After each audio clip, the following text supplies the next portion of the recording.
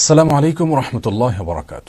আলহামদুলিল্লাহ ওয়াসসালাতু ওয়াসসালামু আলা রাসূলিল্লাহ ওয়া আলা আলিহি ওয়া আসহাবিহি ওয়া মান ওয়ালা, আম্মা বাদ।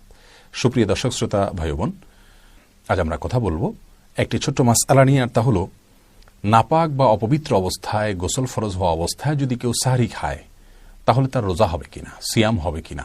আমাদের অনেক ভাই বোন জানতে চান যে এমনও হতে পারে যে গোসল ফরজ হয়েছে, এই মুহূর্তে তিনি সাহরি খাচ্ছেন, গোসল করতে গেলে হয়তো সাহরি খাওয়ার সময় থাকবে না, শেষ হয়ে যাবে, অথবা যে কোনো কারণেই হোক তিনি গোসল না করে ফরজ গোসল অবস্থায় তিনি সাহরি খেলেন, অথবা উজু না করে অপবিত্র অবস্থায় সাহরি খেলেন।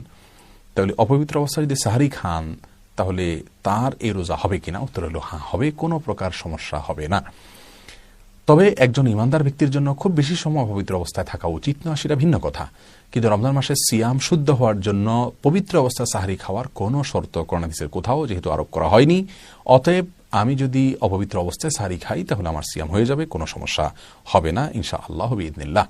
তবে মনে রাখতে হবে যে সাহরি অপবিত্র অবস্থা আমি খেয়ে ফেললাম, এটুক চললো, কিন্তু ফজরের জামাতে যেহেতু পুরুষের জন্য সালাত আদায় করতে হবে, তো ফজরের জামাতের আগে আগে দ্রুত তাকে পবিত্রতা অর্জন করে নিয়ে তারপরে গোসল ফরজ হলে গোসল, উজু ফরজ হলে উজু করে তারপর তাকে ফজরের জামাতে শামিল হতে হবে।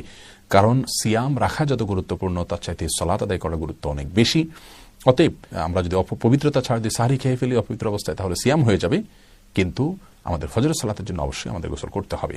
আল্লাহ তাআলা আমাদের সবাইকে সঠিকভাবে এবং সুন্দরভাবে বিশুদ্ধ উপায়ে সিয়াম পালন করার তৌফিক দান করুন। আসসালামু আলাইকুম রহমতুল্লাহ। পাখিরা যায় উড়ে যায় আকাশের ওই নীলিমায়, নদীরা যায় ছুটে যায় সাগরের ওই মোহনা।